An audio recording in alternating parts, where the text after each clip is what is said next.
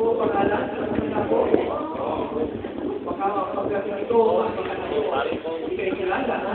So sa akin po ito ko ng simbahan na habang po siya ay nagkakaisip na, nagkakailan na, dapat po makikilala yung ninong at sa kanina. Opo, yan. Oo. Kailangan kilala po kayo. Dahil pag hindi po kayo kilala, nalalaman mo ako kung hindi kilala yung ninong po. Pag dumating sa mga parents sa akin, pagpasok sa mga father ko, o anak, ito yung ninong po at ninang po po sa sila. So kung hindi pa ako po nagkakailan na, Sabat, birthday. Ay!